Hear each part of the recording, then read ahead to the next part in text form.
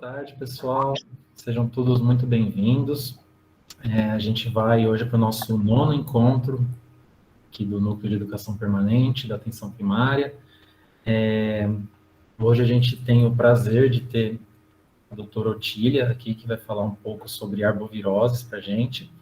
É um assunto que agora é muito importante a gente discutir. E, assim, a doutora Otília, vou dar uma colada aqui para falar um pouco do currículo dela, mas a doutora Otília Helena Lupe da Rosa Santos, ela é graduada em Medicina pela Universidade Federal do Rio de Janeiro, tem residência em Saúde Coletiva e Infectologia, especialização em Emergência e Saúde Pública pela Fiocruz, possui mestrado e doutorado em Medicina Tropical pela Fiocruz também, pós-doutorado na Escola de Comando do Estado-Maior do Exército, e um projeto na área de defesa sobre ameaça biológica e bioterrorismo.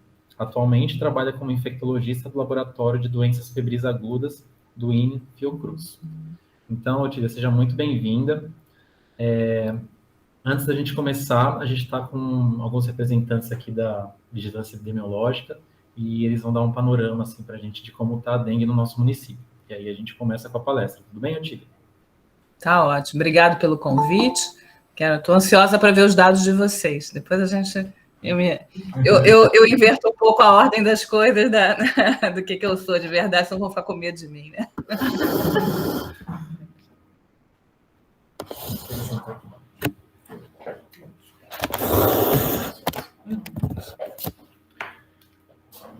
Gente, boa tarde. Meu nome é Humberto, sou enfermeiro, trabalho no serviço de epidemiologia aqui do município de São José dos Pinhais, atuo na prefeitura já há algum tempo e no serviço de epidemiologia há aproximadamente 3 anos. Na realidade, eu não trouxe dados estatísticos. O motivo da gente ter levantado essa situação em relação à dengue no nosso município é que houve, do início do ano para cá, um aumento do número de notificações relacionadas à dengue. Então, de janeiro até o momento, nós estamos com 122 notificações de casos de dengue. Dessas notificações, 14 casos positivos. E este ano, pela primeira vez, a gente tem um caso autóctone. Então, nós temos um caso, a princípio, confirmado como dengue adquirida dentro do município. O que nos levanta uma grande preocupação é que todos os casos positivos, eles são encaminhados para o serviço de zoonose e a zoonose faz o raio de verificação em relação a criadouros de mosquitos nessas regiões. E o que se tem observado é o aumento, né, de capturas, tanto de larvas quanto de mosquitos alados nesses raios. Então, em todos os casos positivos, independente de ter sido o caso autóctone, foi verificada a presença de larvas e também foi verificada a presença de mosquitos alados. Em função disso é que a gente teve toda essa preocupação de ter essa conversa, né, inicialmente com o Vinícius, e estender isso para toda a atenção primária, porque a situação no estado do Paraná está decretado como já um quadro de epidemia, né, o estado já tem esse decreto, mas inicialmente no nosso município não tinha nenhum caso autóctone. Então, essa é a nossa preocupação e a gente queria compartilhar isso com vocês, conversar isso com vocês e falar da importância realmente da questão da notificação e o atendimento a esse paciente de forma adequada. Obrigado, Humberto. Pessoal, só lembrando vocês, antes da gente começar, de deixar o nome no chat, deixar o nome, deixar a unidade de vocês, porque depois a gente faz a certificação e serve também como uma listinha de chamada nossa para a gente fazer o controle, tá? Perguntas também podem mandar no chat, a gente vai separando por aqui e em momento oportuno a gente vai fazendo para a Otília. Tá bom, gente? Então, boa palestra a todos, fique à vontade, Otília. Obrigada. Então, gente, antes de começar, para eu ainda poder ver vocês, novamente agradecendo o convite, espero poder ajudá-los, né, no enfrentamento a essa arbovirose, que é a nossa arbovirose mais importante em termos de número, de tempo de desafio. E dizer para vocês que, nesse exato momento, eu até pedi autorização aos organizadores para chamar um pessoal que está em São Tomé e Príncipe, no continente africano, também pedindo ajuda para manejar um surto de dengue. Então, eu gostei de ouvir os números, sabe? É interessante para mim saber se ele está falando de dezenas, centenas e milhares de casos. Então, eu espero que eles participem, justamente enfrentando uma reentrada, no caso deles, de dengue. E no caso de vocês, o início da transmissão autóctone. A gente, no Brasil, tem sempre a tendência a achar que todo mundo conhece dengue da mesma forma.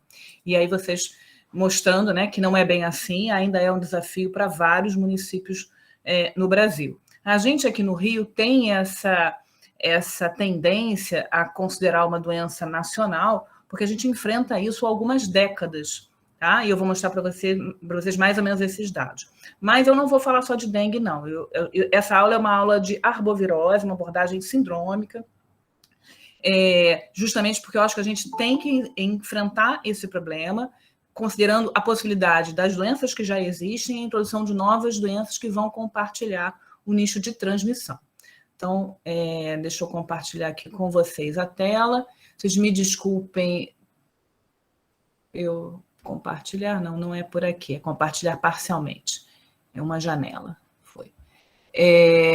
Vocês me desculpem, a aula tem uns pedaços que estão em inglês e vai e volta, mas é porque eu acabo sempre atualizando e nunca tendo tempo de trocar integralmente a aula, tá? Então, qualquer coisa que vocês não ficar muito claro, enfim, do slide, vocês só me sinalizarem.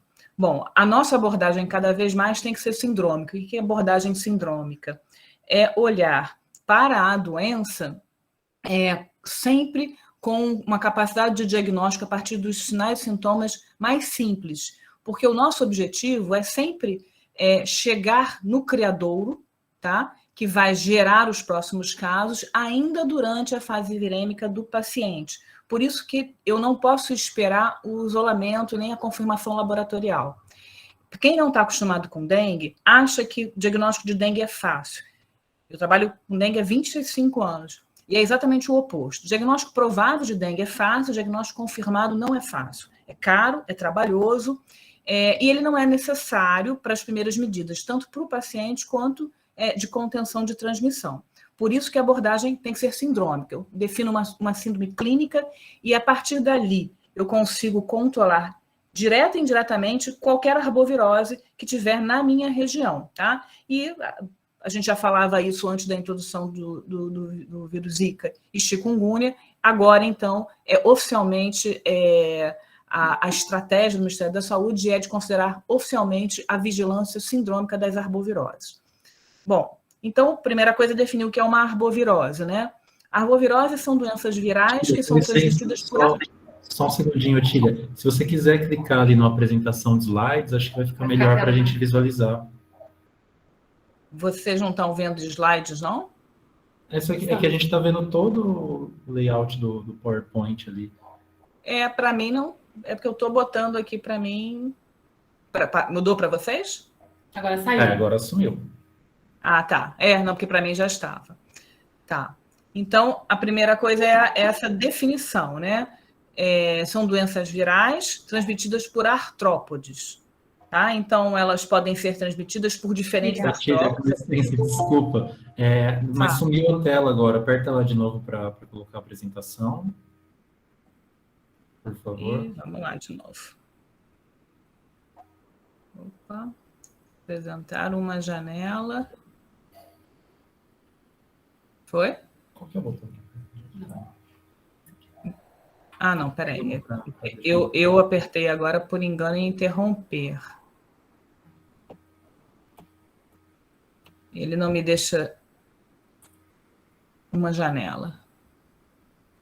Vocês estão vendo? Ainda não. Agora foi. Aí, Otília, ali na apresentação, você coloca ali a apresentação de slides. Não, para mim tá. Para nós não tá indo. Vê se foi agora. Foi? Para mim tá em slide aqui. Não, os slides estão aparecendo, Otília. Não, mas tá na tela cheia. Não está na tela cheia. Então, ali naquela... Para mim está aparecendo assim. Eu estou passando aqui para slide. Isso, vai ali, ó. Aí. É? Isso, aí. Oi? É porque para mim já tá. Então segue assim mesmo, Tília. A gente tá dando para ver, sim. É. Tranquilo. Mas aí vai ficar pequeno para vocês. Não estou entendendo por que eu estou vendo de um jeito e vocês de outro, né?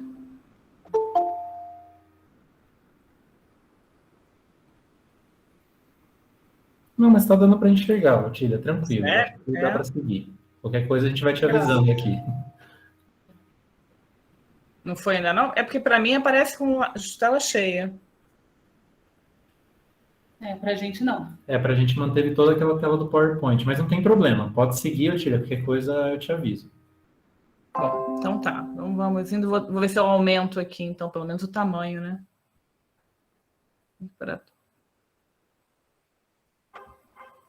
Melhor assim? Bom. Tá bom. Então, tá, vocês estão vendo? Sim, estamos vendo. Eu vou passar aqui, porque... Bom.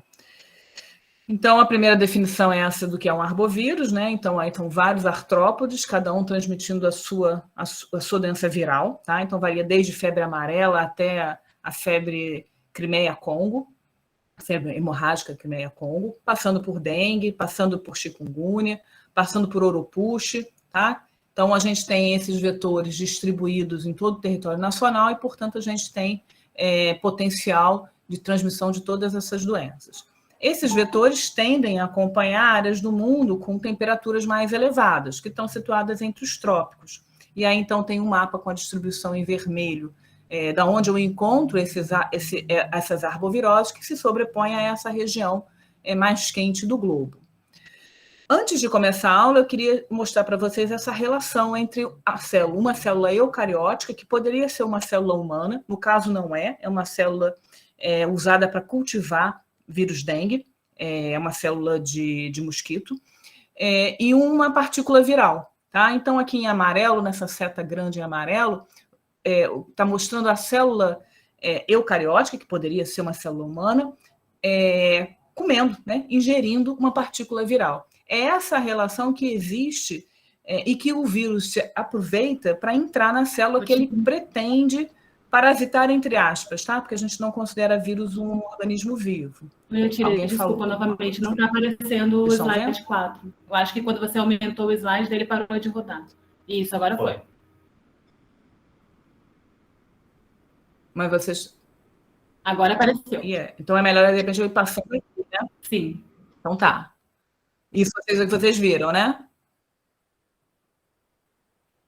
Sim, agora vi. Tá. Então, nesse slide tem essa relação aqui entre uma célula eucariótica e a partícula viral, e isso aqui vai definir toda a epidemiologia da doença e a apresentação clínica. Porque esse tipo de interação, né, a célula só consegue entender que a partícula viral poderia ser considerada comida a partir do reconhecimento de receptores. E o vírus, na verdade, usa receptores que estão nas células eucarióticas para conseguir entrar numa relação de chave e fechadura. Então, ao longo da evolução desses dois organismos, a definição da interação fez com que cada vírus, cada bactéria, cada fungo fosse capaz de estabelecer uma relação com a sua célula que seria infectada. Por que eu estou falando isso? Porque no nosso caso aqui das arboviroses, na maior parte das vezes, o vírus é capaz de entrar nos nossos linfócitos, que é uma célula do sistema imune, e que, portanto, vai inicialmente aparecer como a nossa leucopenia, né? Como o famoso hemograma da doença viral, justamente por essa interação aqui. Só que esse vírus é capaz também de estabelecer essa relação com outras células do nosso organismo.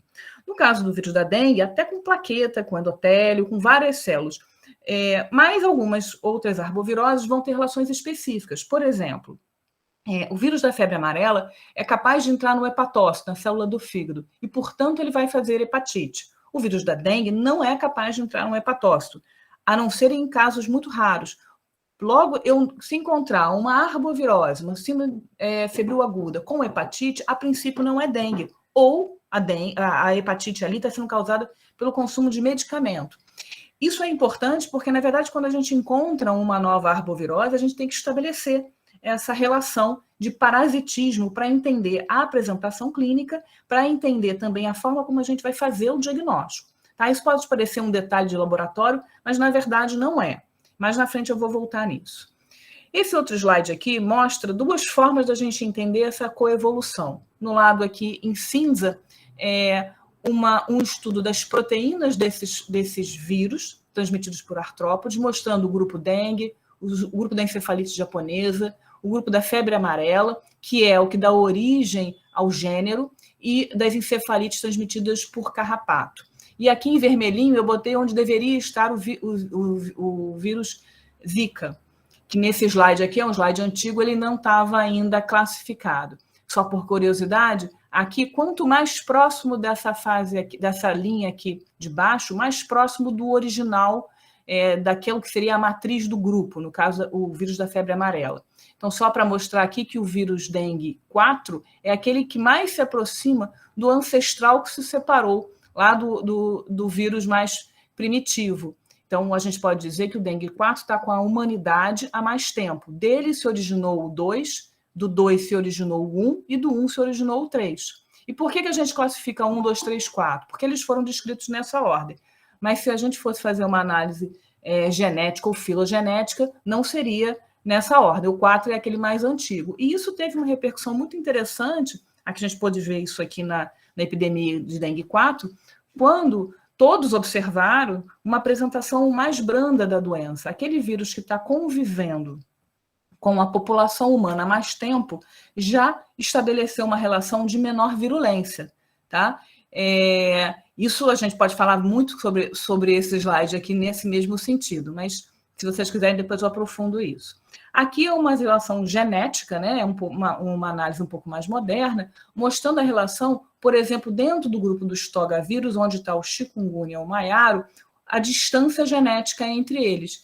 Por que eu estou falando isso? Porque existia uma esperança de que a existência do vírus maiaro na nossa região norte garantisse à nossa população alguma proteção contra o vírus chikungunya, formando assim como se fosse uma barreira imunológica. Não foi o que aconteceu, o vírus chikungunya se espalhou por todo o continente, todo o Brasil, inclusive a região norte, mas um evento diferente desse já aconteceu protegendo a gente de uma outra arbovirose. Até hoje, não entendemos muito bem como é que a febre do Nilo Ocidental, o West Nile, conseguiu alcançar o hemisfério norte, Estados Unidos, Canadá, México, deslocou um vírus, um arbovírus transmitido por carrapato, que era o vírus de St. Louis, mas não alcançou a América Central e a América do Sul. Existe alguma barreira epidemiológica, virológica, provavelmente, que segue nos protegendo. São curiosidades que vão explicar e a gente tem que ficar atento porque elas mudam com o passar do tempo. Bom, uma outra característica importante para a gente entender o que acontece na transmissão da arbovirose nas epidemias é entender que no ambiente natural de transmissão da doença, eu tenho um ciclo do mosquito de um mamífero que normalmente envolve primatas, né, isso que facilita a passagem para o ser humano, dentro do ambiente silvestre, onde eu tenho temperaturas mais baixas e a probabilidade de um mosquito encontrar o seu mamífero que vai compartilhar o ciclo viral menor. Normalmente, então, dentro da floresta, esse ciclo se fecha em 18, 20 dias. Nos ambientes urbanos, com a replicação dentro dos domicílios, que é o grande desafio para a dengue, a população de mosquitos e a probabilidade deste mosquito, uma vez infectado, encontrar um indivíduo suscetível, um mamífero, no caso um humano, aumenta, e esse ciclo de transmissão, ele passa de 18 dias para 7 dias. Por que isso é importante? Eu estou dizendo para vocês, na verdade, que o ambiente urbano amplifica a transmissão das arboviroses, aquelas que se adaptam ao ambiente urbano. Mas eu também estou dizendo para vocês por que é que a gente tem que identificar um caso, notificá-lo em 24 horas. Porque a gente precisa chegar nesses criadouros rapidamente, para evitar novos ciclos de replicação dentro do mosquito. Então, toda a vigilância entomológica, ela se baseia neste fenômeno aqui, que dentro da floresta ele poderia ser, a gente teria mais tempo. Por que então a gente tem que fazer a notificação em 24 horas? Por esse fenômeno. Uma curiosidade em relação ao chikungunya foi a capacidade, a definição, a gente identificou o que fez com que o chikungunya, que vinha restrito há décadas a regiões da África Oriental, conseguisse iniciar uma pandemia. Isso começou mais ou menos em 2004. Uma única mutação, a troca de um único aminoácido, fez com que a carga viral desse vírus dentro do Aedes albopictus, que é o principal vetor dessa doença, fosse muito maior. Então, aquela doença que vinha ao longo de centenas de milhares, provavelmente, centenas ou milhares de anos, restrita a uma região do globo, conseguiu saltar para as ilhas ali do Pacífico e iniciou uma lenta expansão em relação ao Ocidente. Chegou aqui ao Brasil mais ou menos em 2012, se não me engano, 2013, agora eu já confundo as epidemias, e hoje já se tornou uma arbovirose já endêmica, né? Tá? Então, uma única replicação fez com que ele conseguisse usar o vetor que estava lá, que não é o vetor principal de transmissão aqui na nossa região, mas ele conseguiu sair do nicho onde ele estava restrito com essa única mutação.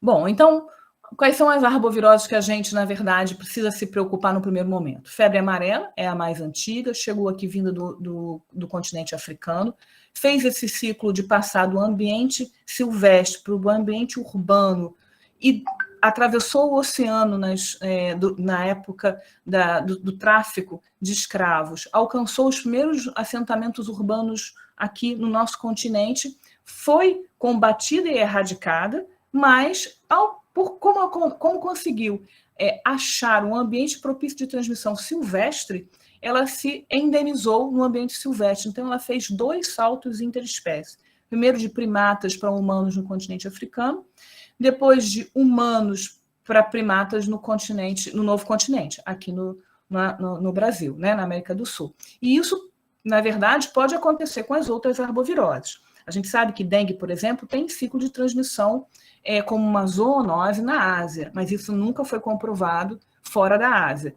Zika começa como uma zoonose na África e se expande.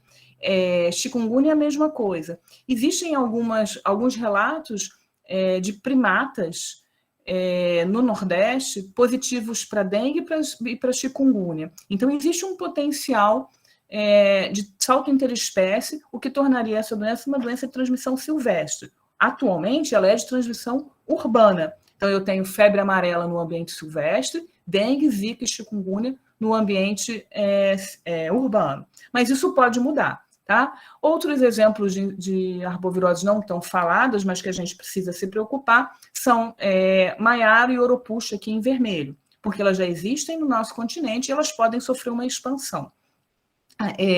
E os especialistas em arbovirose no mundo dizem que provavelmente a próxima grande arbovirose a escapar e fazer esse novo ciclo por todos os trópicos é a encefalite japonesa, uma cepa que está escapando da proteção vacinal que tem na Ásia. Tá? Então, essa dinâmica ao longo do planeta vem sendo constante. Na verdade, a gente não pode dizer que atualmente ela é mais intensa. Talvez a gente esteja sendo capaz de observar melhor, né? É claro que há um impacto da mobilidade humana, né? Mas isso sempre aconteceu. O que a gente pode estar assistindo agora é isso um pouco mais rápido, porque em poucas horas a gente é capaz de mudar de um continente para o outro. E aí, dentro do período de viremia, eu consigo fazer com que um indivíduo ultrapasse grandes áreas, né, e introduza a doença aonde eu tenho vetores viáveis, vetores potenciais.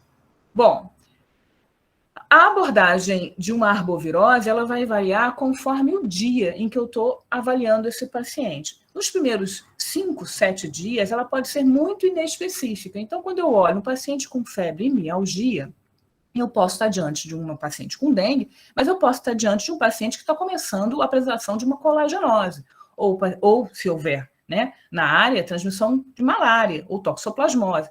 Na fase inicial, é muito difícil fazer esse diagnóstico. Agora, a gente ainda está lidando com a introdução do Covid. Então, para a gente que busca o diagnóstico de confirmação, nos primeiros dias a gente vê quanto é inespecífica essa apresentação. É claro que quando eu olho para trás, 2, 3, 4 semanas depois e vejo a evolução clínica laboratorial do paciente, a gente consegue fazer um diagnóstico até clínico com um grau de certitude muito bom. Mas muitas ações elas precisam ser decididas ainda nos primeiros dias de doença. Por isso que a gente tem que fazer o diagnóstico sindrômico, admitir que pode ser uma arbovirose, tratar a arbovirose que mata agudamente, fazer a contenção da transmissão com a contenção do vetor e depois se preocupar com a confirmação laboratorial. E aí, muito proporcional à capacidade e ao momento epidemiológico de cada município.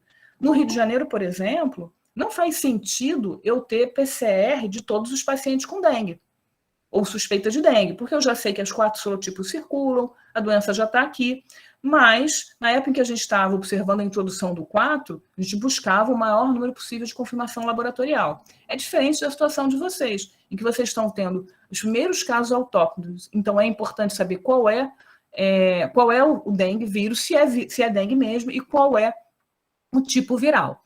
Tá? Então, atualmente, só para vocês terem uma noção, a gente trabalha com a vigilância da alternância dos sorotipos. Então, hoje, é muito mais importante saber se eu tenho qual é o que está predominando nesse momento, para entender qual é a proporção da população que é suscetível. Por exemplo, agora a gente está no Rio de Janeiro com a introdução do sorotipo 2 novamente, que não circula aqui há mais de quase 20 anos, né? Há uns 12, 13 anos. Então, eu tenho uma parte da população jovem que não teve ainda dengue 2. E isso é um problema, porque dengue 2, dentro das subcepas do dengue 2, eu tenho as subcepas mais graves, que estão associadas com maior taxa de doença grave. Então, a recirculação do dengue 2 no Rio de Janeiro, seguido dos outros sorotipos, é uma situação de extrema gravidade. Eu dei uma olhada nos dados do Paraná e vi que a predominância ainda aí é de dengue 1. Tá? Então, o que a gente olha hoje no Brasil é que existe uma ciclagem, uma substituição progressiva dos sorotipos, respeitando aproximadamente um período de 5, 7 anos.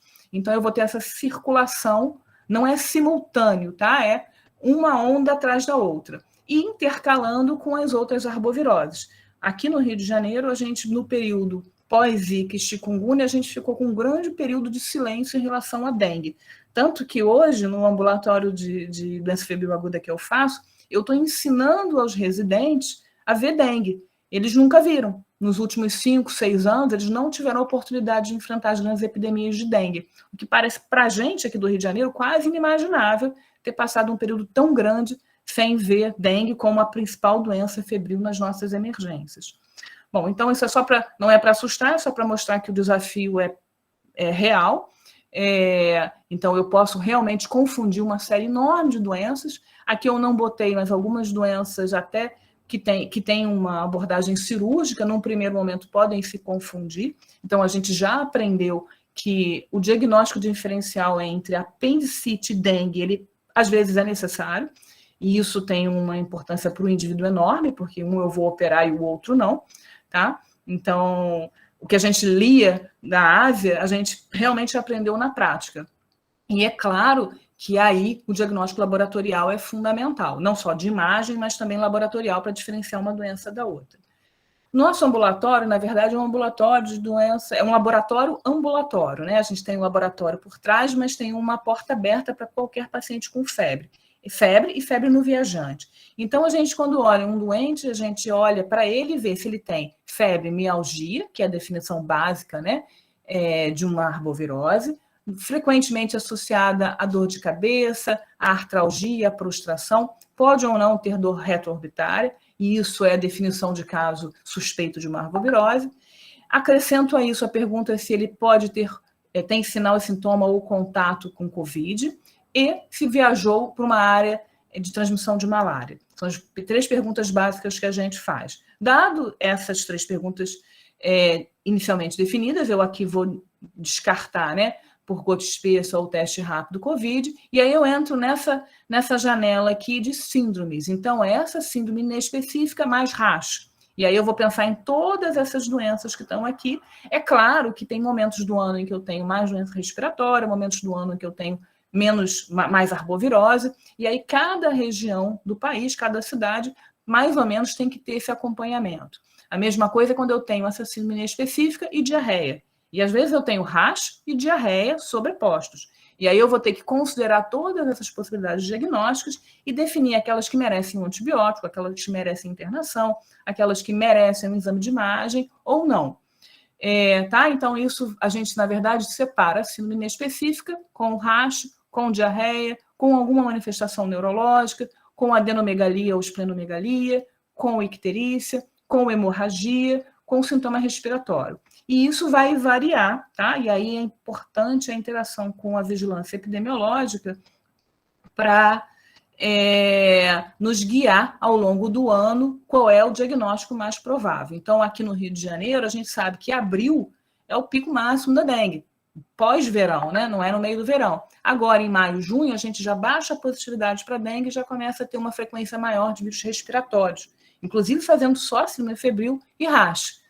E isso é uma coisa que vocês já devem conhecer, as doenças endêmicas e a sazonalidade delas na cidade de vocês, e vão agora acrescentar essa que é inespecífica e que merece tanto essa ação de controle vetorial quanto a abordagem de tratamento, que no caso da dengue basicamente vai identificar quem tem algum sintoma de gravidade e manejar o intravascular desse paciente, mas eu vou falar disso mais na frente. Bom, então, se eu parto dessa abordagem sindrômica, eu passo para essa investigação laboratorial. E aqui é só um esquema, né? É claro que a gente não faz isso para todo mundo, mas, às vezes, a gente tem que ter pontos onde eu vou um pouco mais além no diagnóstico. Então, se vocês estão tendo os primeiros casos autóctones de dengue, é importante que vocês tentem, ao máximo, fazer a confirmação laboratorial num primeiro momento. Isso vai evoluir para... ou para o controle da doença, e aí vocês vão ter só a introdução, né, eventual de novos casos de dengue, ou para a indenização, com o passar do tempo. E aí, se isso acontecer, a gente, na verdade, estabelece um segundo patamar, que é um patamar de vigilância. Aí não é mais importante saber se é dengue ou se não é dengue. O que é importante é saber qual tipo de dengue, ou se é chikungunya, ou se é zika. Tá? Então, o método diagnóstico que eu vou escolher para fazer esse diagnóstico confirmatório, ele vai, no primeiro momento, ser para o máximo de casos possíveis e depois ele vai evoluir conforme a necessidade. Tá? Então, hoje, para a gente no Rio de Janeiro, por exemplo, saber se o caso não é zika importa tanto quanto saber se é dengue 2 ou se não é dengue 2. Se for dengue 1, a gente já não tem a mesma preocupação. Tá? Então, como é que a gente faz isso? Em alguns lugares, dentro da cidade, porque o volume é muito grande de casos suspeitos, se elegeu a confirmação laboratorial que passa por todas essas etapas. Então, é o lugar onde eu consigo colher um PCR para dengue, onde eu tenho pareamento de sorologia, e é claro que isso também vai incluir os casos graves, os casos que são internados e aqueles casos que eventualmente evoluem para óbito.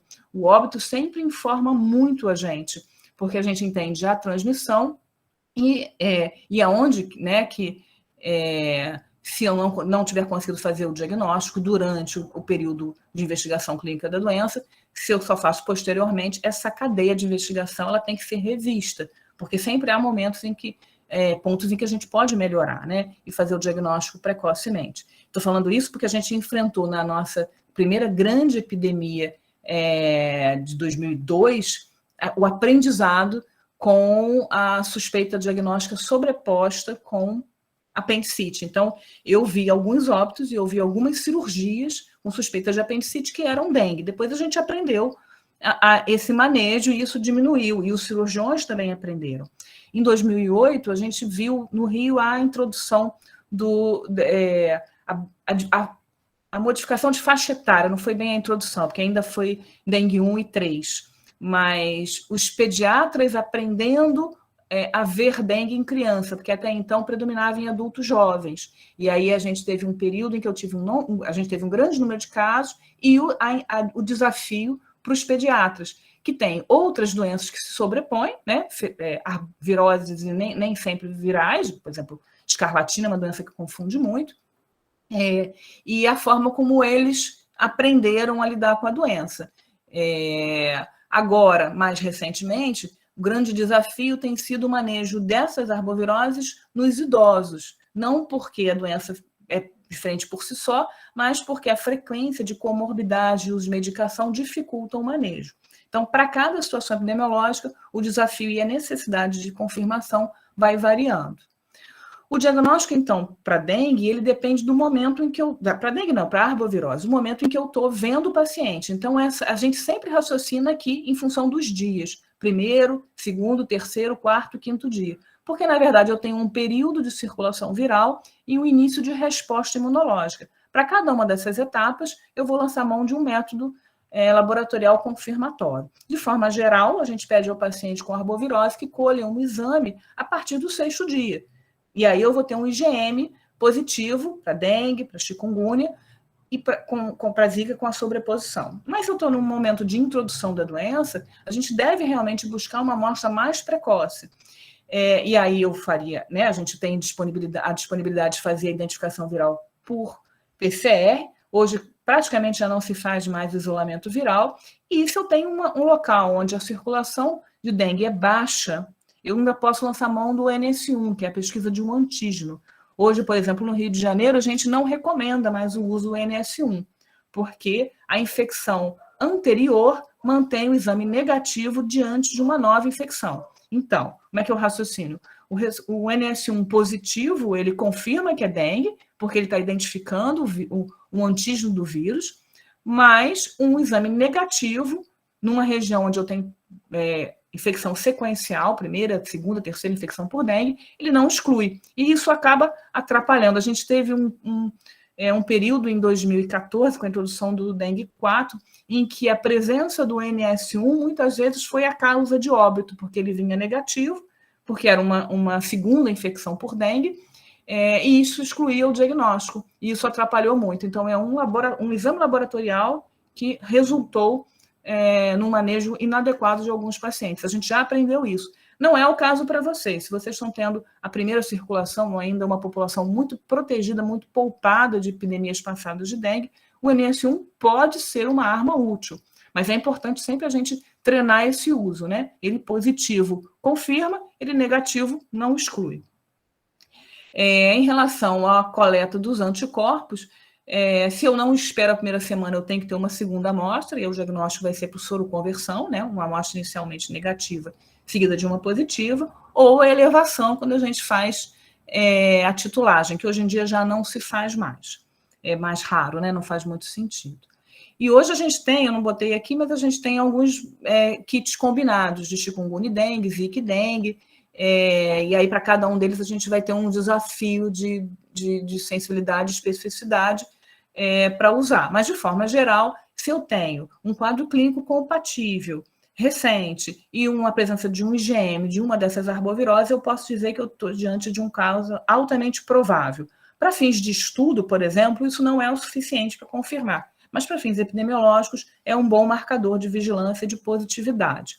E depois mais na frente eu vou falar da durabilidade desse IgM. Bom, então voltando aqui para as nossas arboviroses,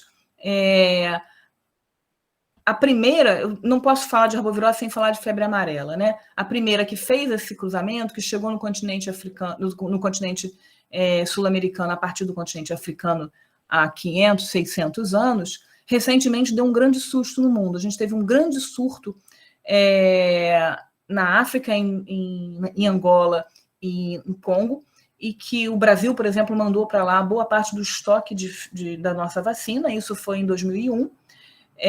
Depois, em 2013, novamente.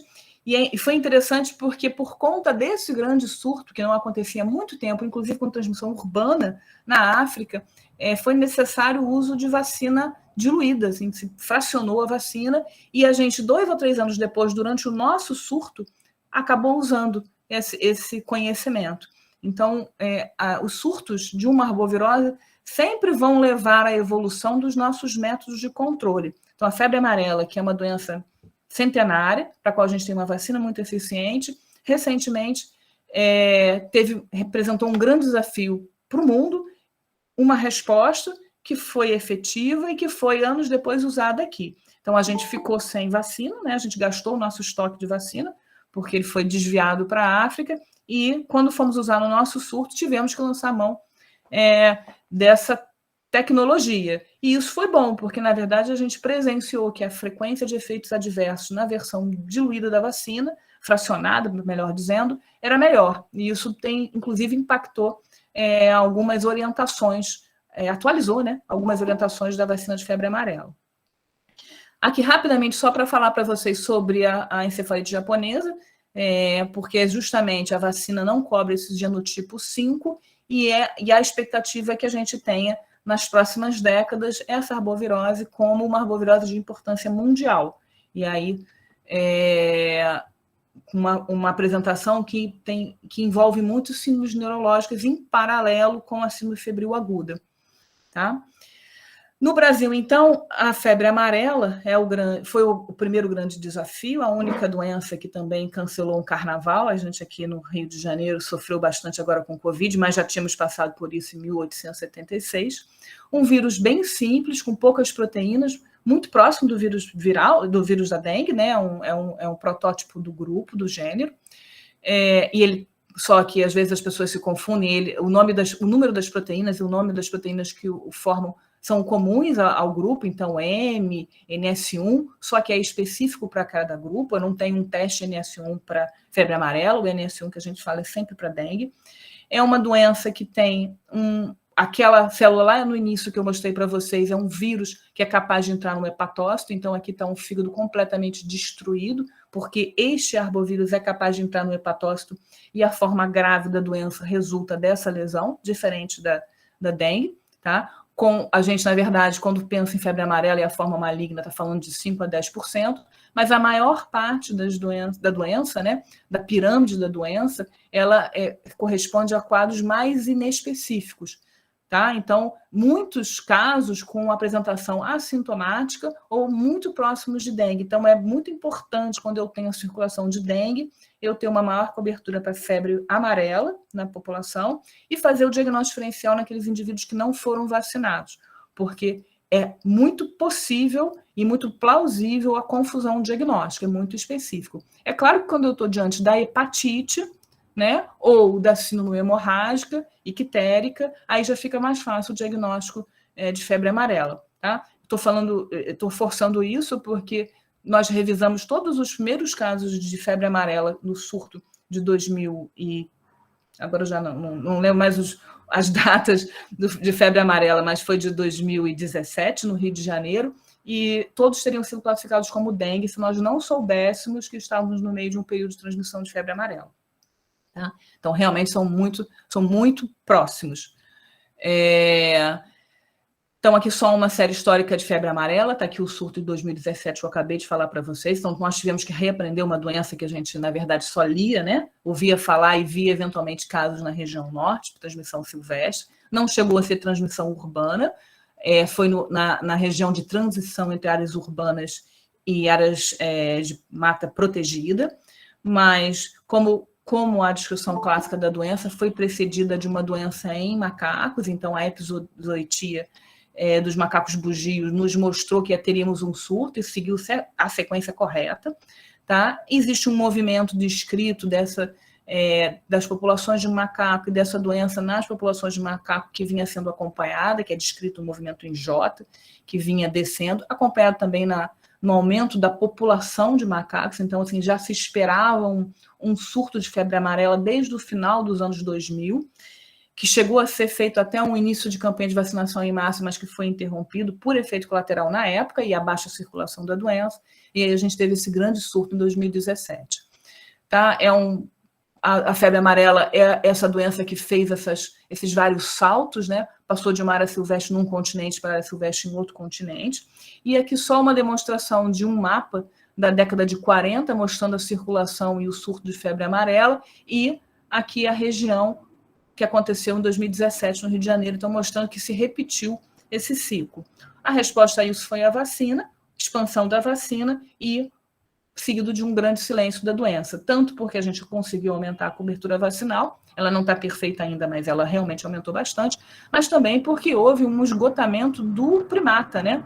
Então a circulação dentro da mata, ela diminuiu porque em algumas regiões teve quase extermínio total do principal primata que está envolvido na circulação da doença, que é o macaco bugio. Mas também um decréscimo importante da população de outros macacos. O macaco prego também é capaz de manter o ciclo. E o sagui, que é não é um primata, né? É um mamífero que não chega, ele não é classificado como primata, também é capaz de fazer uma doença, inclusive com lesão hepática muito semelhante à do homem, é o que mais se aproxima da lesão hepática do humano. Bom, então, febre amarela só uma visão geral, e é importante manter essa vigilância para vocês, porque vocês estão em área de transmissão potencial, né? Depois eu vou mostrar o mapa. Aliás, era esse. Aqui eu botei esse mapa justamente por isso, né? Porque vocês aqui não aparecem, mas isso é só esse ano. Já existe caso de transmissão autóctone também no Paraná, mas no Oeste, né? Bom, a vigilância epidemiológica, então, das arboviroses no Brasil mostrava que o ano de 2022 seria um ano com um aumento rápido do número de casos, né? De dengue, aqui a gente está na casa dos milhares de casos. Chikungunya, um aumento mais numa casa, numa ordem de grandeza muito menor, né? Então, a expectativa é que teríamos um ano com elevação do número de casos e com epidemias em regiões que não tinham sido que foram poupadas pela circulação anterior do vírus dengue, em especial para cada região de um sorotipo. E aí se confirma isso, a gente está chegando aqui na semana 17, com uma elevação importantíssima do número de casos, comparada ao ano de 2021, não há dúvida que a gente está diante de um ano epidêmico, e infelizmente, provavelmente, o ano que vem será um ano ainda mais intenso, né? O ciclo observado para dengue tem se mantido por 2 a 3 anos e depois ele diminui. Então, infelizmente, a gente está falando que esse é o início de um período de elevação e sustentação de grandes epidemias, né, respeitando a sazonalidade para cada região. E aí, quando a gente separa por regiões dentro do Brasil, a região sul, onde vocês estão, né, está lá representada com um claro surto. Você vê aqui a região sudeste, o aumento proporcional de casos nem é tão grande assim, mas a região sul e centro-oeste mostram comparativamente uma proporção maior do número de casos. E aqui o início do ano, né? Aqui são as 3 arboviroses, dengue, chikungunya e zika, no início do ano e agora na semana 17, mostrando que houve uma interiorização, então a dengue, principalmente, ela migrou para os municípios menores, mais do interior, ela se espalhou, e aumentou em volume. Então, está mais intenso e mais central em relação ao país. Tá? As áreas aqui externas, mais poupadas, na verdade, experimentaram grandes períodos epidêmicos na última década, e por isso estão sendo poupadas agora. Então, dentro dessas regiões poupadas, a gente tem surto em populações que não tinham sido tão acometidas, os mais jovens e os mais velhos. Tá? Então, aqui a gente está experimentando uma distribuição de faixa etária diferente, mas as cidades do oeste, né? E aí vocês aqui estão entrando também nessa classificação, né? A doença está entrando dentro do continente. Vocês talvez não consigam perceber essa distribuição diferente de faixa etária. Vai ter um predomínio, na verdade, vai ter uma distribuição mais homogênea da população. Com o passar da onda epidêmica, é que essa distribuição etária ela pode ir sendo modificada, e aí, para cada modificação, a gente vai ter um desafio particular.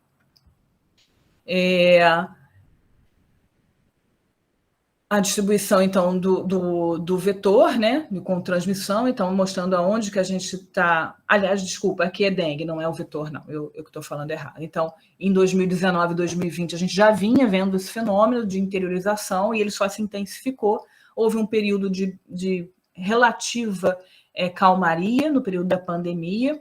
Em parte se atribui isso à subnotificação, mas a gente não acredita que seja só isso.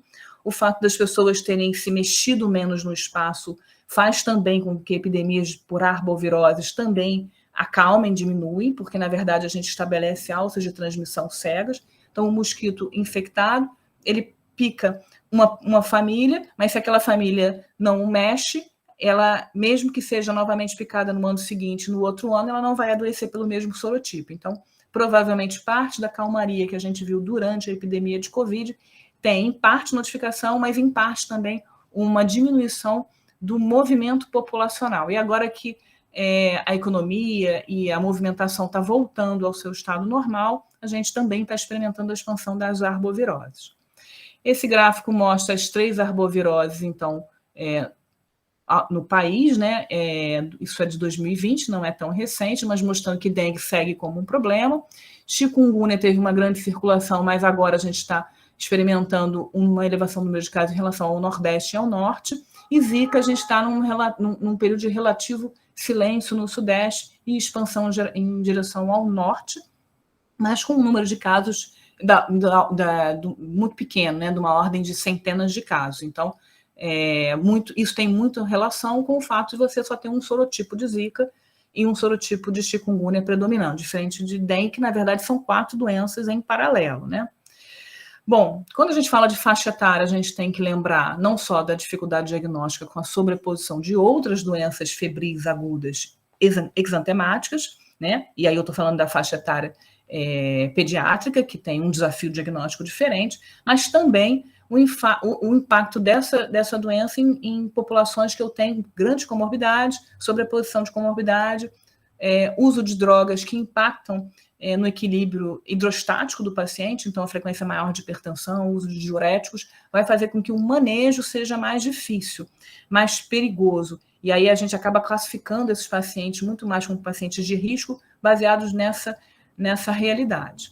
Aqui o mapa bem atualizado de 2022, mostrando a distribuição de todas essas arboviroses sobrepostas, aqui mostrando o predomínio de sorotipo, então mostrando, olha só, como é diferente o Rio de Janeiro com um predomínio de dengue 2 e o Paraná, o Sul, né, de forma geral, inclusive São Paulo, com dengue 1. É interessante que para dengue, São Paulo, Paraná, Santa Catarina e Rio Grande do Sul sempre se comportam mais próximos, Rio de Janeiro, Espírito Santo e Minas Gerais, num outro ponto de corte, é como se a gente estivesse em regiões diferentes quando a gente fala de dengue. Bom, aqui eu vou mostrar para vocês um esquema da doença. Então, vamos imaginar que dengue seja uma doença febril aguda, que tenha um período de 7 dias, onde eu tenho uma viremia, febre, mal-estar, dor de cabeça, naqueles 50% dos casos que são sintomáticos. Então, no mínimo, para cada caso que eu estou encontrando, eu tenho um outro que é assintomático, mas que também transmite e mantém o ciclo para o vetor, tá? Então, é capaz de infectar o mosquito. Então, eu tenho esse esquema didático aqui do período em que eu tenho sintomas na dengue. No meio desse período, entre o 3º e o 5º dia, eu tenho um período em que eu inicio uma resposta imunológica e em 1 a 3, eventualmente 5% da população, essa resposta imunológica aqui, ela acaba tomando um caminho errado, a gente pode falar assim, e o entendimento da resposta imunológica leva à dengue grave, na verdade. Há uma disfunção do epitélio, né, do endotélio, não tenho lesão, é transitório, induzido por essa resposta inflamatória inadequada.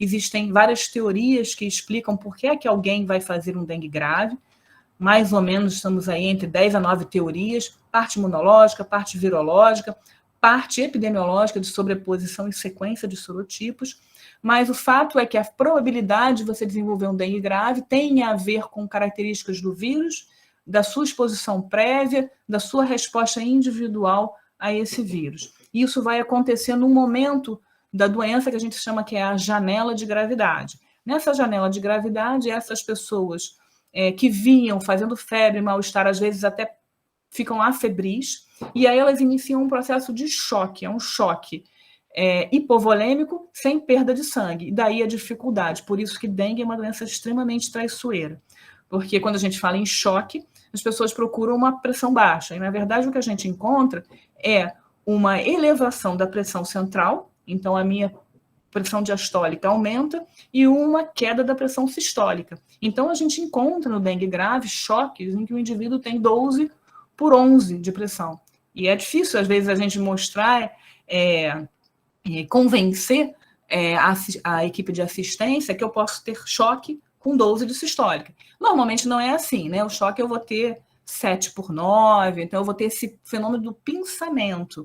Mas a fisiopatogenia que está por trás da disfunção tecidual, da não perfusão do tecido, é que o sangue para no meu leito vascular. Por isso que a minha pressão diastólica sobe e o meu coração não consegue fazer com que o sangue avance. E aí eu tenho, consequentemente, os outros sinais e sintomas do choque, da disfunção. E aí eu vou ter insuficiência respiratória, insuficiência renal, distúrbio de coagulação, confusão mental, eu vou ter vômitos incoercíveis, porque, na verdade, o sistema digestivo está em hipóxia, e aí não adianta, porque pela boca não vai entrar nada, não vai ter hidratação.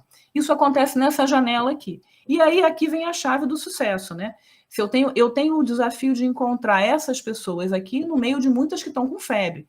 Elas já são um número menor, e eu tenho que ir atrás delas, são aquelas pessoas que estão entrando no choque. Nós não temos marcadores laboratoriais para o choque, para o pré-choque, a gente só tem marcador laboratorial tardio para o choque.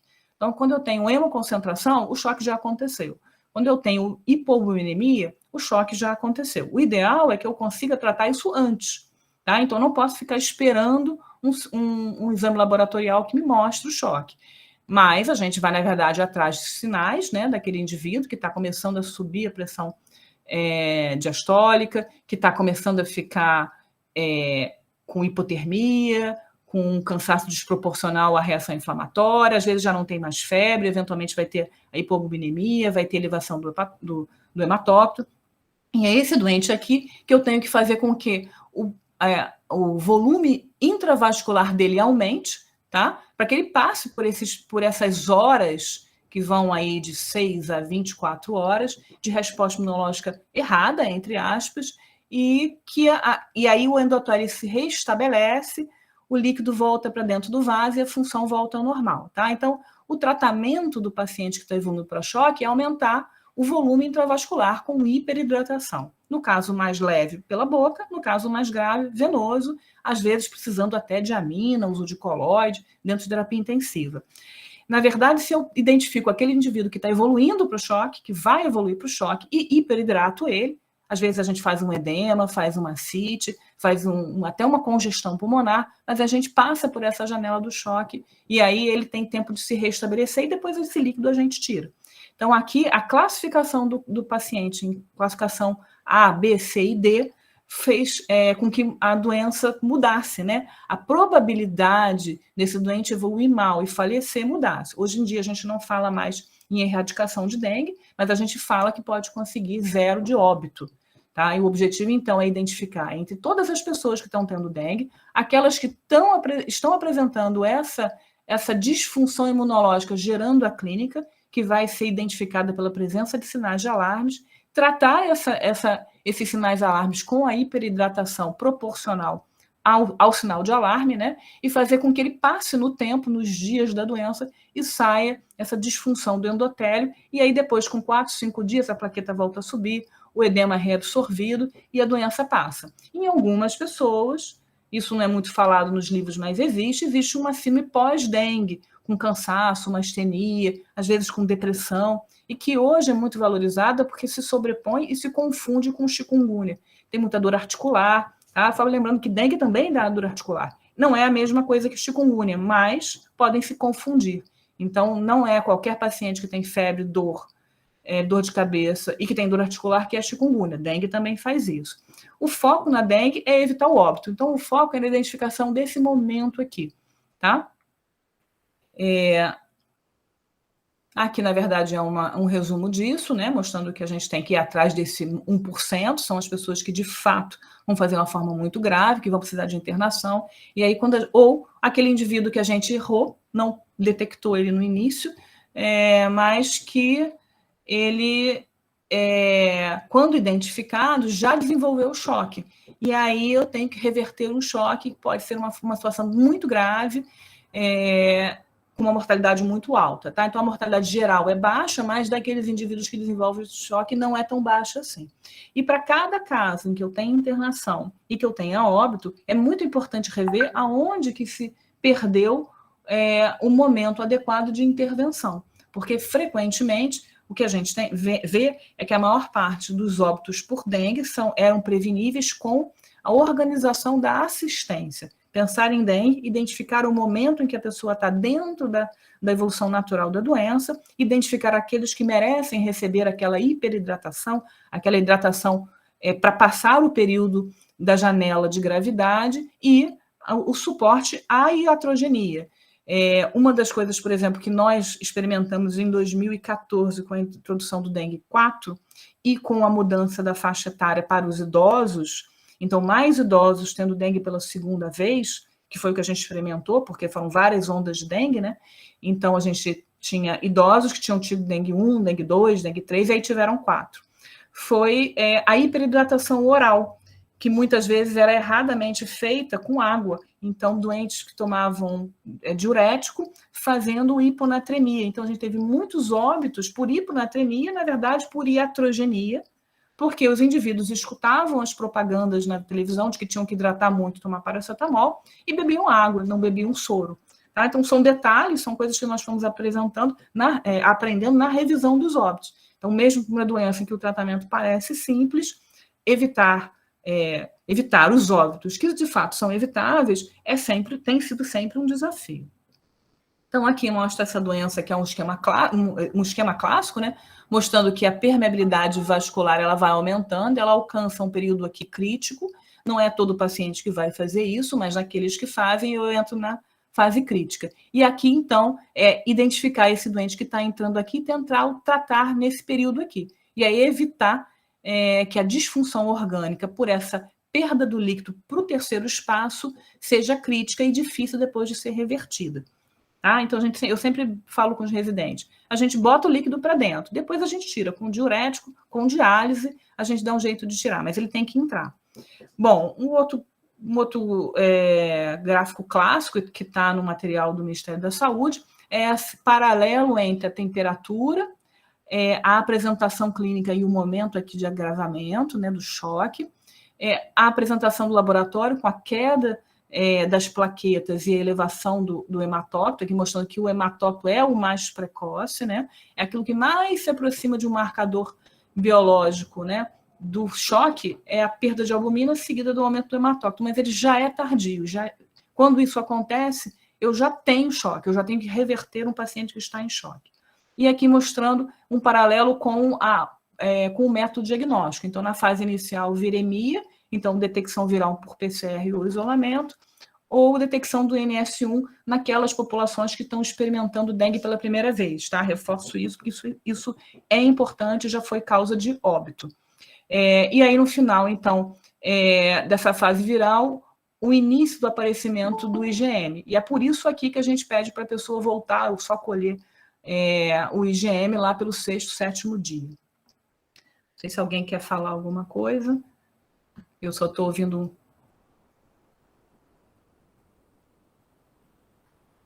Não sei se vocês estão me ouvindo. Oi, bom. Estamos ouvindo sim, Otília. Tá. Porque eu fiquei na dúvida se tinha caído e eu tinha ido embora. Então, essa aqui, então, é um paralelo entre, ao longo dos dias, o que vai acontecendo com o paciente. Bom, o Ministério da Saúde, então, desenvolveu, já aplicou e já validou esse fluxograma de assistência. Então, a primeira coisa é a identificação do paciente e colocar ele dentro desse fluxograma. É um paciente de manejo ambulatorial? Sim ou não? Se for ambulatorial, é aquele que eu tenho que ter mais cuidado? É o idoso? É aquele que já tem algum sinal e sintoma de gravidade? E aí ele vai... já é um paciente que merece ser hospitalizado, que é o tipo C, é aquele paciente que não só é hospitalizado, mas ele precisa de uma retaguarda terapia intensiva, que é o tipo D. Para cada um deles eu vou ter uma vigorosidade na minha hidratação e no meu suporte geral, né? Então, desde terapia intensiva até simplesmente soro de reidratação oral. E o doente muda de fase, né? Ele é classificado como A e pode evoluir para B, ele é classificado como B e pode retroceder para A. Então, aquele doente que eu fiz uma hidratação venosa, ele ia evoluir mal, mas porque a gente fez a hidratação venosa, ele permanece como um paciente ambulatorial. Então, a criação das tendas para hidratação venosa salvou muita gente, exatamente porque se eu hidrato precocemente, eu bypasso o período de perda e de choque, né, de perda para o terceiro espaço e de choque. Então, esse fluxograma é mais do que validado, tá? Ele mostra que a identificação dos fatores de risco mudou a história natural, então a gente chegava a ter 10% de óbito, hoje a gente realmente consegue ficar em 2%, 3%, durante os períodos epidêmicos isso aumenta, e o desafio também é de diagnóstico diferencial de outras doenças. Então, só passando aqui os sinais de gravidade. Dor intensa abdominal, e isso aqui é muitas vezes confundido na clínica. O que representa isso aqui? Essa dor intensa abdominal é a presença de ascite. Aquele líquido saiu do vaso, foi para dentro do espaço do peritônio, descolou os folhetos peritoneais, e aí é esse descolamento que dá uma dor importante, que às vezes é confundida até com irritação peritoneal. Tá? E aí, como é que a gente investiga um paciente que tem uma dor abdominal importante, que pode ser dengue? A gente faz um ultrassom. Se ele tiver ascite, se ele tiver distensão da cápsula de Gleason, fígado grande, a dor está aí. E ele tem alto risco, grande probabilidade de evoluir mal, ele precisa ser internado. Vômitos persistentes. Muitas vezes as pessoas acham que o vômito persistente classifica o paciente como precisando de hidratação venosa porque não está vomitando. Não é por isso, é porque isso aqui marca a hipoxemia do tecido gástrico, é um dos primeiros sintomas, os primeiros sinais de choque. Então, esse paciente aqui que está vomitando, ele não está conseguindo perfundir a musculatura do estômago. E ele precisa de hidratação venosa porque ele está chocando. Hipotensão postural e lipotímia, porque isso é o diagnóstico de choque, chamando a atenção que muitas vezes isso acontece em níveis pressóricos elevados, diferente do choque hipovolêmico por sangramento, do choque séptico, né? Então, eu posso ter um paciente chocado com uma pressão diastólica de 7, 8, e aí ele vai ter uma sistólica que se aproxima em 20 milímetros de mercúrio dessa pressão diastólica, é o sinal do pinçamento. A dor aqui da distensão gástrica, né, da hepatomegalia, é justamente por esse edema, essa congestão hepática.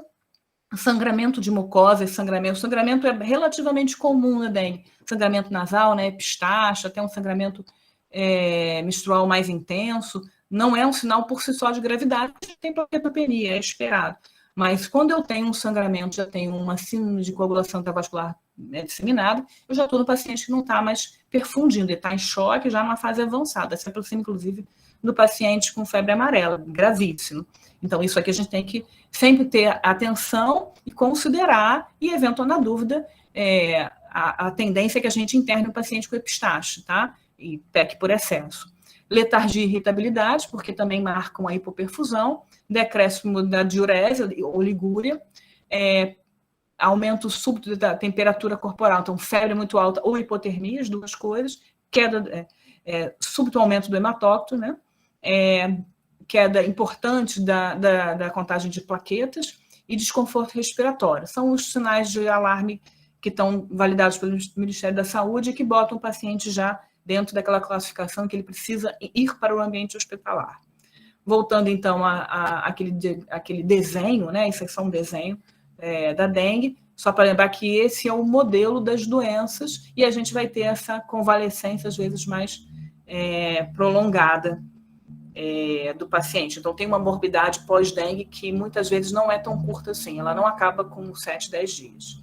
Tá? A classificação aqui desses grupos, então, aqui é uma foto mais de perto daquele fluxograma do Ministério da Saúde, e aqui a parte de baixo, que aí a gente teria que olhar assim, bonitinho para cada um, a gente conversou mais cedo, então, a maior parte dos pacientes de vocês aqui vão se encontrar no grupo A, que é totalmente ambulatorial, com manejo oral, com hidratação, com soro de hidratação oral, tem que ter sódio, porque senão o líquido não fica no intravascular, parte vai ter que ter sódio, parte pode ser líquidos comuns. Tá? Lembrando, então, da hiponatremia iatrogênica que as campanhas que falavam só em hidrate causaram nos nossos idosos. E aqui o grupo B, que é aquele grupo que tem fator de risco, está evoluindo mal ou não tem acesso a uma reavaliação oportuna e que, portanto, merecem receber uma etapa rápida, ficar sob observação, eventualmente até internar, tá? E aí, só mostrando aqui a entrada para o grupo C, a partir do momento de um paciente que foi inicialmente classificado no grupo B, e aqui o retorno para o grupo A, que muitas vezes é aquela reavaliação mais tardia. Durante as epidemias de dengue, não raro, a gente marca com o paciente todo dia na tenda, hidrata todo dia, até para evitar internação, porque é frequente a falta de leito para o paciente mais crítico. Então, todo paciente que a gente consegue manejá-lo ambulatorialmente é um leito a menos gasto, e aí resulta num leito de maior complexidade para um doente mais grave.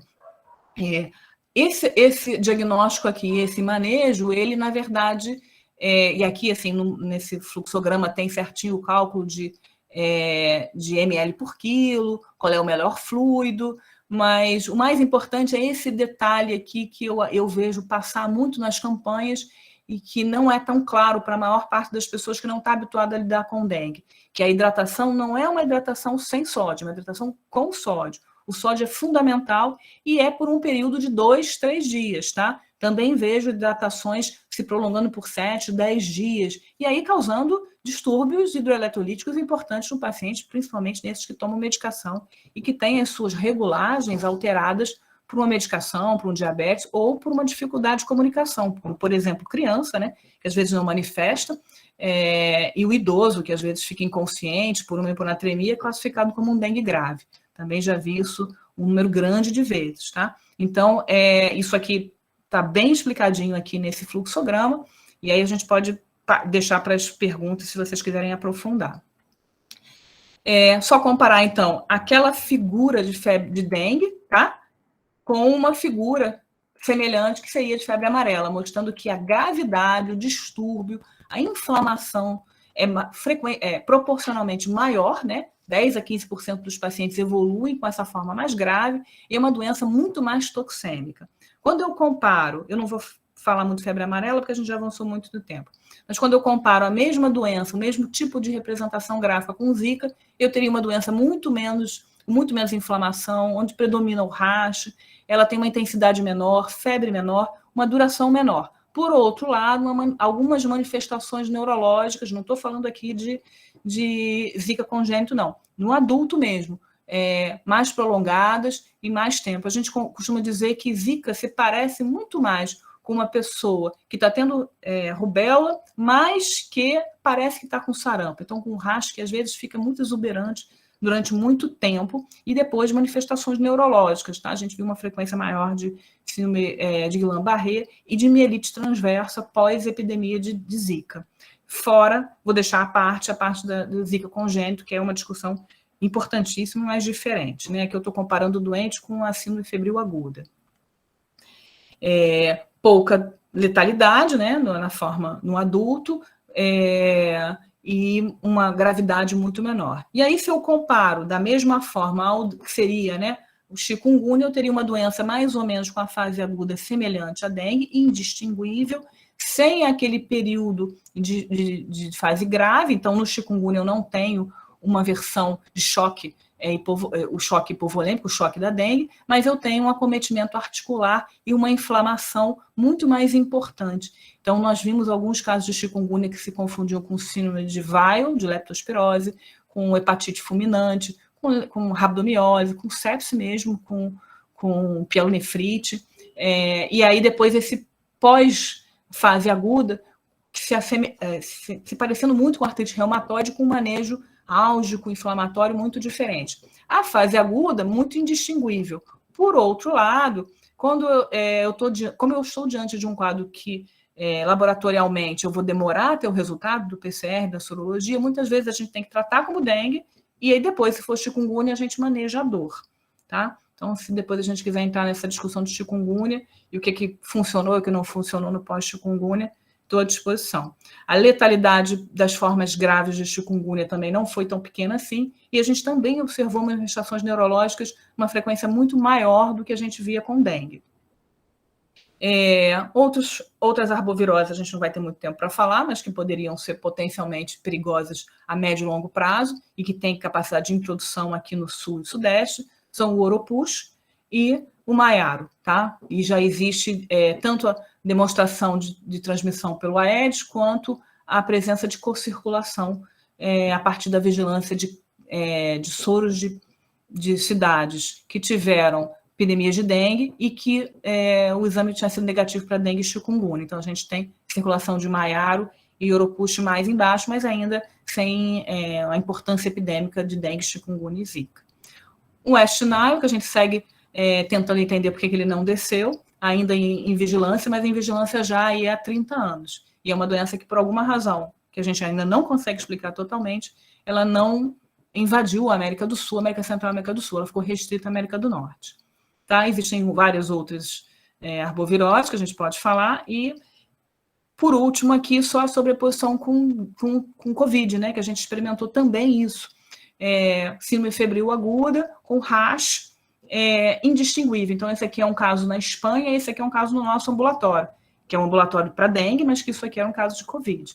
E aí eu tenho a sobreposição da apresentação clínica, mas também da reatividade cruzada. Primeiro porque eu tenho uma persistência do IgM por até 3 meses, então eu posso estar diante de um dengue de 3 meses, com o Covid de agora, e vice-versa, como pela possibilidade de reação inespecífica. No Covid a gente viu muito isso, várias doenças, várias sorologias positivando de forma transitória, mas confundindo o diagnóstico. E aí, então, claro que a presença de sintoma respiratório na dengue é muito rara, e aí diferenciaria os casos. Mas agora que a gente está diante de uma população com vacinação para Covid, a frequência de sintoma respiratório diminuiu muito, e a presença de rash tem aumentado.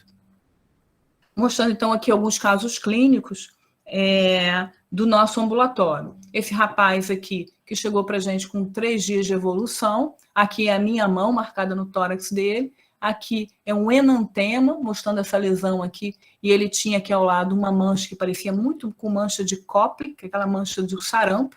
Aqui o meu dedo marcado no braço dele, no D7, ele evoluiu com esse rash, e esse aqui, um dos nossos primeiros casos de chikungunya no ambulatório, mostrando que, inclusive com lesão em mucosa, que não é uma coisa que está muito descrita aí nos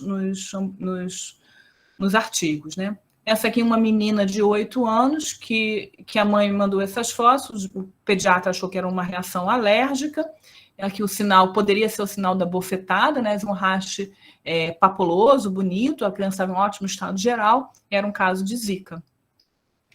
Esse aqui, um bebê, na mesma época, que no D2 e D4 teve um rash bonito, aqui o sinal da bofetada, e esse era uma parvovirose, isso aqui era realmente uma doença pediátrica. Então, um ótimo estado geral também, então mostrando que é muito próximo, né?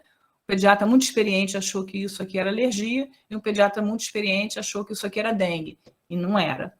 Aqui uma médica que me procurou, essas fotos aqui são do início da doença, mas ela nos procurou no 9º dia. O rash intenso tinha sido confundido com farmacodermia, e isso foi um caso de zika.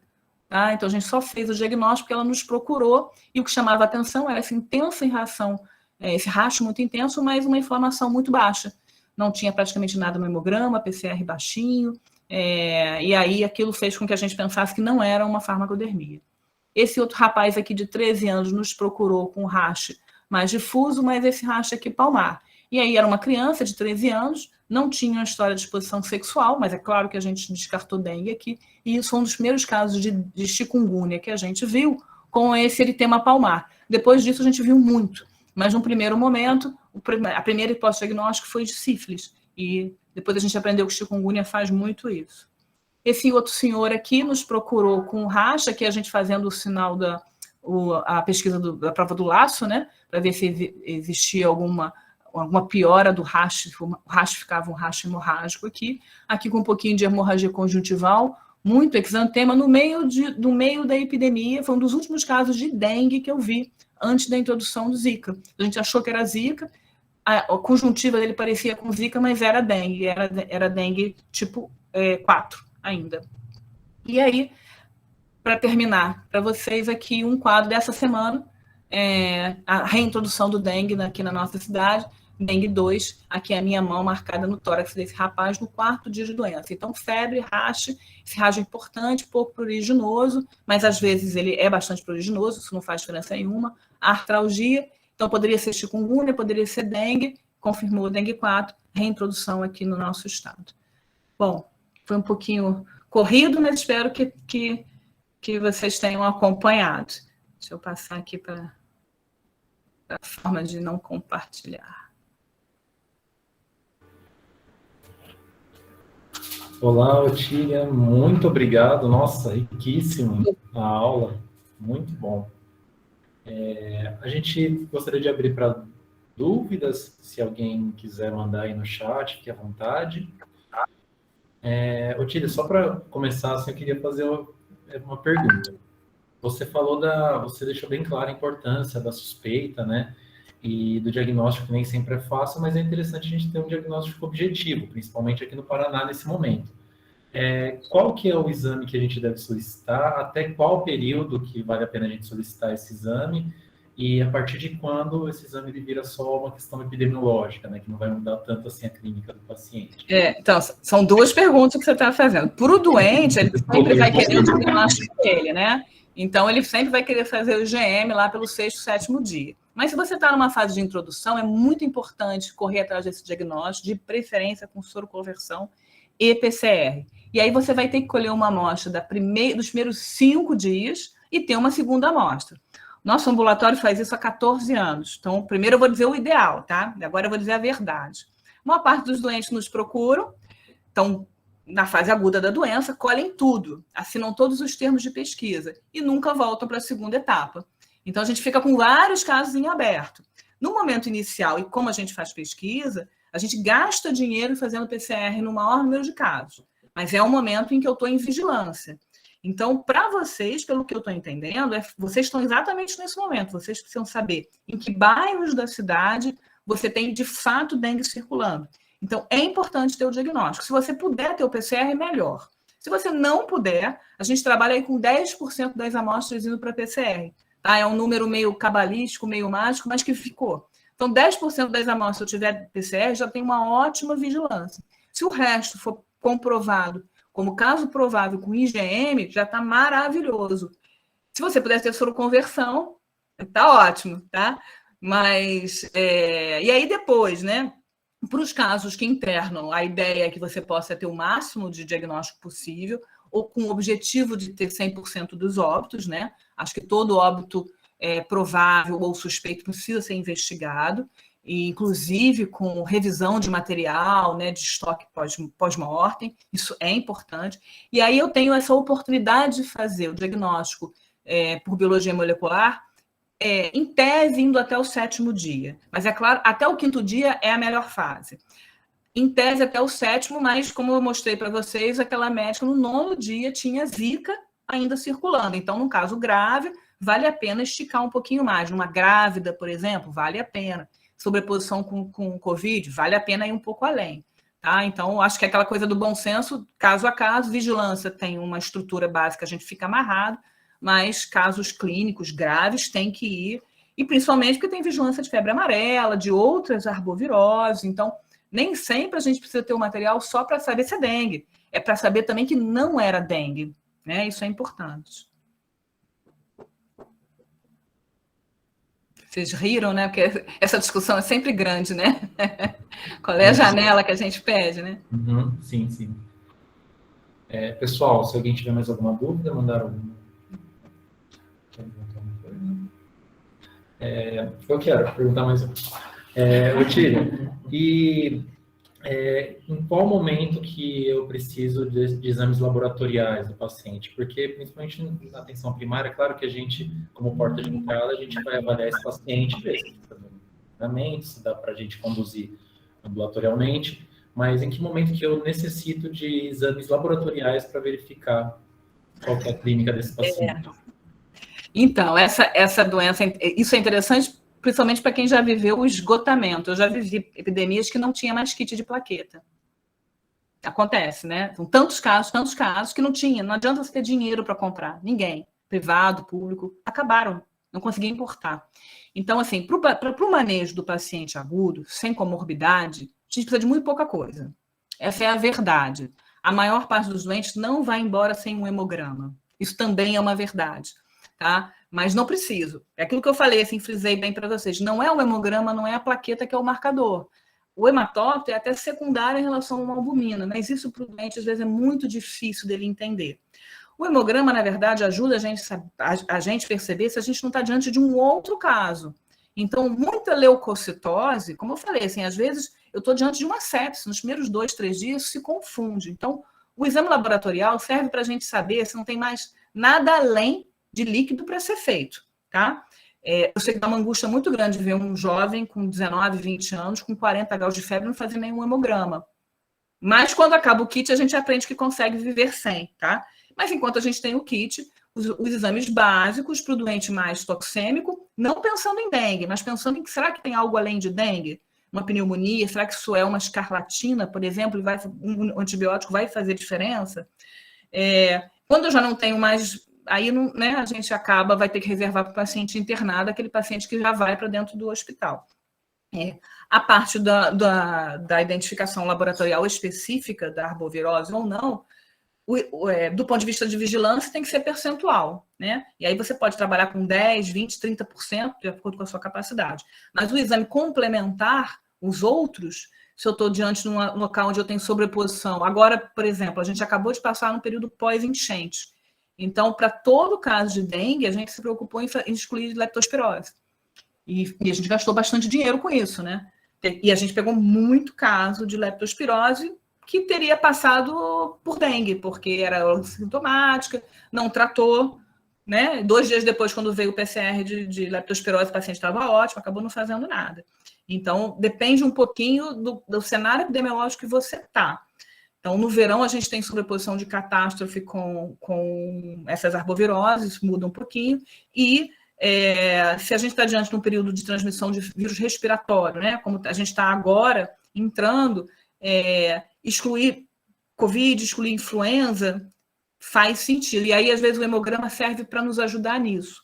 Uma outra coisa importante que a gente aprendeu, porque a gente conseguia fazer esse hemograma diário do doente, é que muitas vezes eu tinha, naquele iniciozinho que o doente vai entrar em choque, ele tá fazendo choque, ele tem parâmetros inflamatórios que lembram doença bacteriana. Leucocitose, até um pouquinho de desvio, um PCR que vai a 10. E no dia seguinte, 6, 8 horas depois, só hidratando, ele virava esse hemograma e passava a ser um hemograma viral.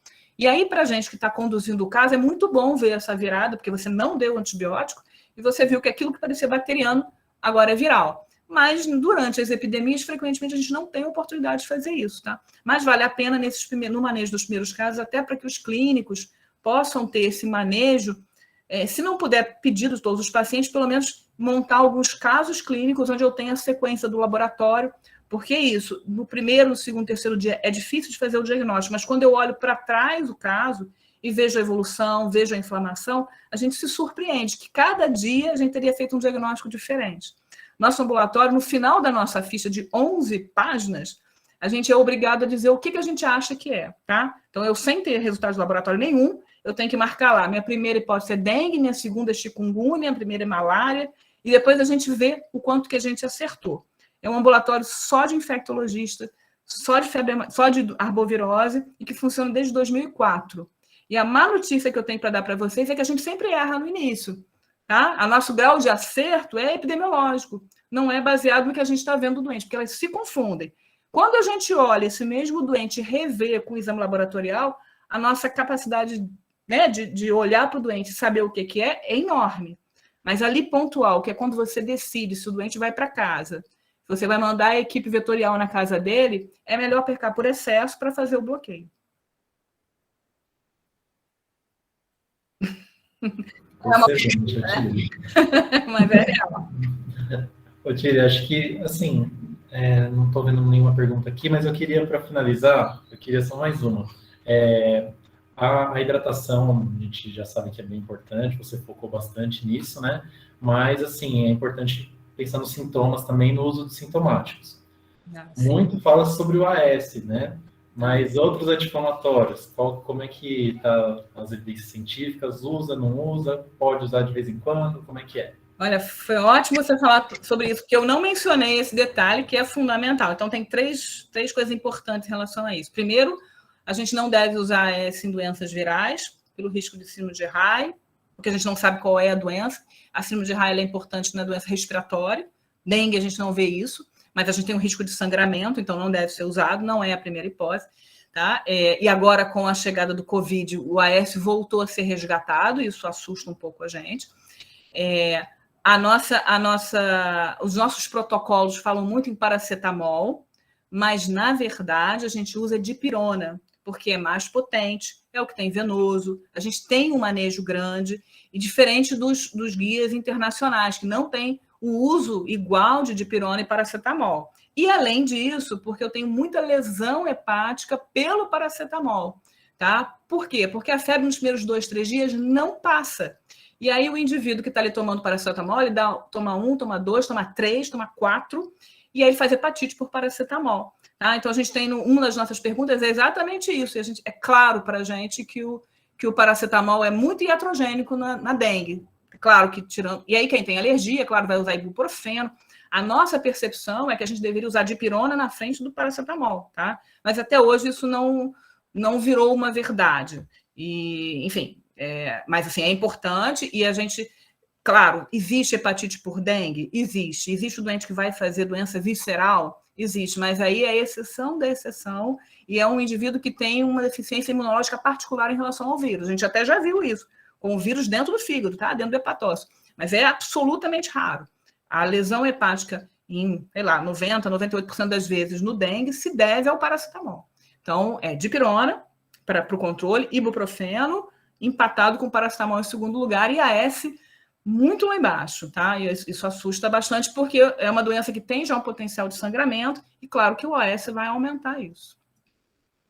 Mas foi ótima a sua pergunta, eu vou até botar um slide, né? Ainda mais agora, né, com a AS. Bom, eu acho que a gente já, o nosso tempo aí já... Se a gente pudesse, a gente ficava o resto da tarde aqui conversando, Tília, mas vou ter que voltar ali. Muito obrigada mesmo, eu acho que essa foi a primeira, mas não será a última. Então, a gente já criou esse vínculo e vamos, outras vezes, convidá-la também para conversar sobre os outros temas. Bom, tá ótimo, foi um prazer, obrigado pela atenção, muito boa sorte, estamos à disposição do que a gente puder ajudar, tá bom? Obrigada, gente. Agradecemos todo mundo também que está aí até agora, firme e forte. Obrigada e até a próxima.